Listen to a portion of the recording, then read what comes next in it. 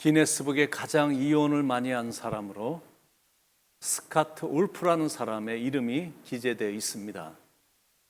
이 사람은 29번째 이혼을 한 사람인데 35년 동안 무려 29명의 부인을 갈아치워서 세계 최다 결혼 경력으로 기네스북에 올랐습니다. 그 사람이 1997년에 양로원에서 쓸쓸히 죽었는데 임종 무렵에 어떤 친구가 그 사람에게 당신의 생애 속에 후회가 있는가라고 이렇게 질문을 해봤더니 그가 이렇게 답변을 했습니다. 내가 다시 인생을 살 수 있다면 나는 한 부인과 살고 싶다. 나는 진정한 의미에서 가정이 없었다라고 고백했다고 합니다. 35년간 29명의 부인하고 살았고 19명의 자녀를 두었고 50명의 손자를 남겼는데 장례식을 치르겠다고 선뜻 나선 가족이 없었다고 하니까 그 사람은 인생의 대실패자인 겁니다. 자기 한 명 때문에 의미 없는 씨만 뿌렸기 때문입니다.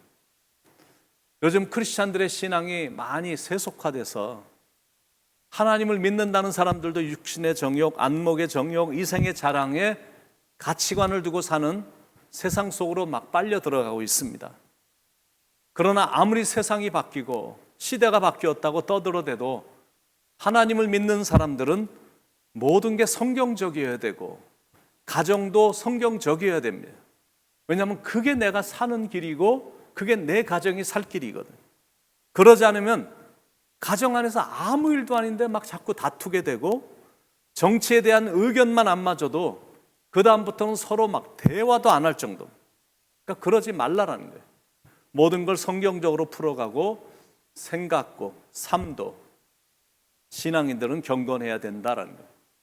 사도행전 10장에 나오는 고넬료라는 사람은 좋은 신앙의 롤 모델입니다. 아주 경건했던, 그래서 자신의 가족을 하나님을 경외하게 만들었던 신앙의 사람입니다. 한 사람의 삶의 진지함과 하나님을 경외하는 신앙으로 인해 온 가족이 다 인가 기도가 된 겁니다. 여러분, 이게 정말 축복인 겁니다. 온 가족이 같은 신앙을 가지고 한 마음으로 하나님을 섬긴다는 건 정말 큰 축복입니다. 그 일을 가정의 가장이었던 고넬료가 한 겁니다. 온 가족이 함께 기도드리고 예배를 드리는 모습은 그 당시에 참 보기 드문 아름답고 경건한 모습입니다.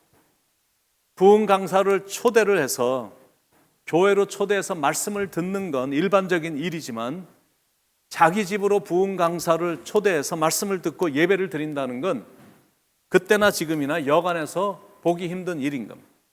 그것도 최고 강사인 베드로를 초청해서 온 가족이 말씀을 들었으니까 이게 보통 영광스러운 일이 아니었던 겁니다. 베드로와 고넬료와의 만남은 참 신기한 만남입니다. 하나님께서 신비하게 간섭하셔서 둘이 만나게 됐습니다. 두 사람은 절대 만날 수 없는 사람들이었습니다. 유대인과 이방인이라는 것도 못 만날 이유가 되겠지만 직업의 정도를 보더라도 도저히 만날 수 없는 그런 직업의 레벨이고 지형적으로도 서로 만날 지역에 있지 않았습니다. 그런데 하나님께서 두 사람 모두에게 환상 가운데 말씀하심으로 둘이 이렇게 서로 만나게 된 겁니다. 그 과정을 한번 살펴보면 백부장 고넬료가 기도하는 중이었는데 환상을 본 겁니다. 3절로 5절에 하루는 제9시쯤 되어 환상 중에 밝히 보매 하나님의 사자가 들어와 이르되 고넬료야 하니 고넬료가 주목하여 보고 두려워 이르되 주여 무슨 일이니이까 천사가 이르되 내 기도와 구제가 하나님 앞에 상달되어 기억하신 바가 되었으니 내가 지금 사람들을 욥바에 보내어 베드로라 하는 시몬을 청하라. 백부장 고넬료가 천사의 말에 순종해서 3명의 경건한 종을 불러서 베드로를 모셔오도록 한 겁니다. 첫 번째는 환상 중에 기도하다가 환상 중에 이 모든 일들을 보게 됐고, 그리고 3명의 경건한 종들을 보내서 베드로를 모셔오도록 했다라는 7절 8절에 마침 말하던 천사가 떠나며 고넬료가 집안 하인 둘과 부하 가운데 경건한 사람 하나를 불러 이 일을 다 이루고 욥바로 보내니라. 그런데 베드로도 기도를 하는 중에 환상을 본 겁니다. 9절로 16절에 이튿날 그들이 길을 가다가 그 성에 가까이 갔을 그때 베드로가 기도하려고 지붕에 올라가니 그 시각은 제6시더라. 그가 시장하에 먹고자 하며 사람들이 준비할 때 황홀한 중에 하늘이 열리며 한 그릇이 내려오는 것을 보니 큰 보자기 같고 내 귀를 메어 땅에 들이웠더라. 그 안에는 땅에 있는 각종 네 발 가진 짐승과 기는 것과 공중에 나는 것들이 있더라.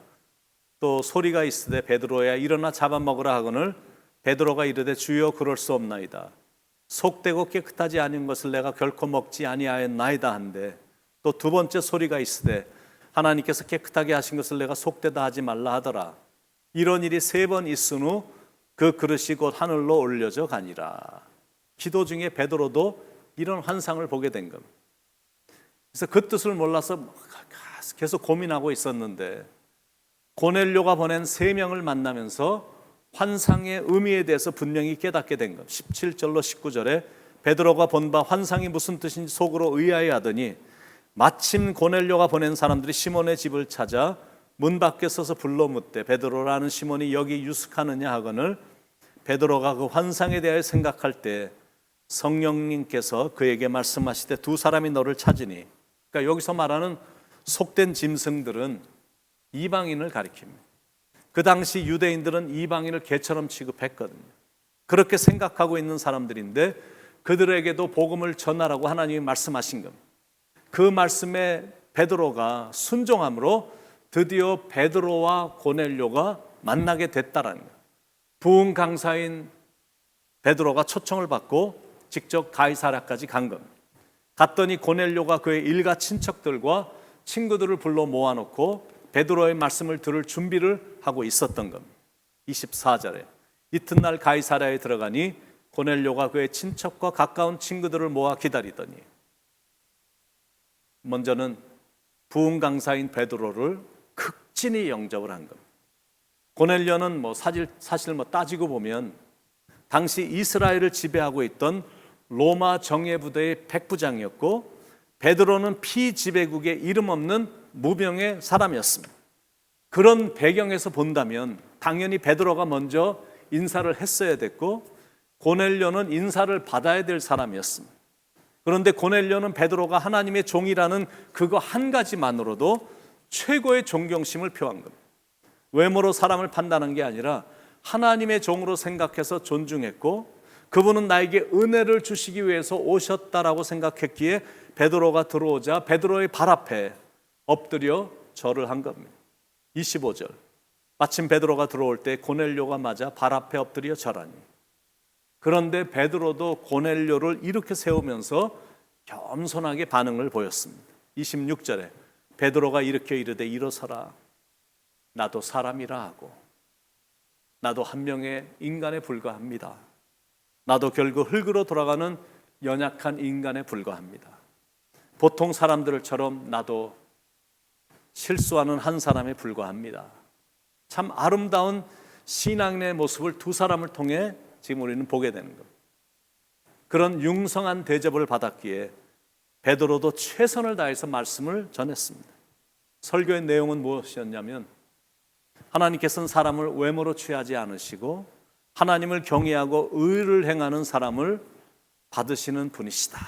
이제 이런 내용을 가지고 설교를 했습니다. 34절, 35절 베드로가 입을 열어 말하되 내가 참으로 하나님은 사람의 외모를 보지 아니하시고 각 나라 중 하나님을 경외하며 의를 행하는 사람은 다 받으시는 줄 깨달았도다. 지금 그런 설교를 하고 있는데 이 설교를 하는데 바로 그때 성령님께서 메시지를 듣고 있는 모든 사람들을 위해 임하셨다라는 것. 44절에 베드로가 이 말을 할 때 성령이 말씀 듣는 모든 사람에게 내려오시니 이게 무슨 교훈이냐면 성령님은 말씀과 함께 역사하신다 그런 뜻입니다. 성경으로 충만하면 성령으로 충만해진다. 말씀이 충만할 때 성령이 충만해진다.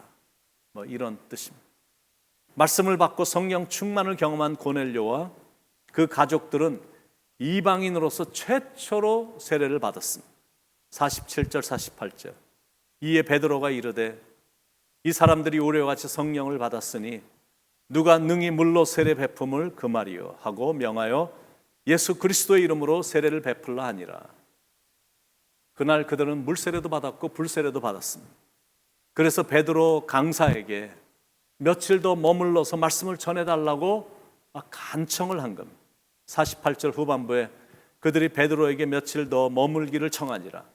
참 은혜가 넘치는 장면입니다. 경건한 고넬료도 그렇고 그 가족들도 그렇고 말씀을 전한 베드로도 그렇습니다. 모두가 다 말씀을 사랑하고 사모했기에 성령으로 충만했고, 성령으로 충만하니까 말씀을 더 사모하는 모습과 영적인 교제를 나누는 그 모습이 참 아름답습니다. 사람은 나중에 결국 두 길 중에 한쪽으로 결정이 납니다. 의인의 길, 악인의 길, 가인의 길, 아벨의 길. 그 결과는 판이하게 달라집니다. 대저 의인의 길은 여호와께서 인정하시나 악인의 길은 망하리로다. 그러므로 우리에게 주는 도전입니다. 경건한 삶, 의로운 삶을 살아라. 그게 우리에게 주는 도전이에요. 노아 시대에도 하나님은 의인을 찾으셨고, 소돔과 고모라 시대에도 하나님은 의인을 찾으셨고, 지금도 하나님은 고넬료와 같은 하나님을 경외하고 의롭게 사는 의인을 찾으십니다. 바라기는 여러분이 이 시대에 경건한 하나님을 경외하며 의롭게 사는 믿음의 사람이 되길 축원을 드립니다. 그래서 모든 사람들이 여러분을 칭찬하고 하나님도 기뻐하시고 감동하셔서 하늘의 축복을 계속해서 부어주시길, 축복의 근원이 되시는 예수님의 이름으로 간절히 축원을 드립니다. 기도하겠습니다. 하나님, 신실하게 의롭게 경건하게 사는 인생이 되도록 인도해 주옵소서.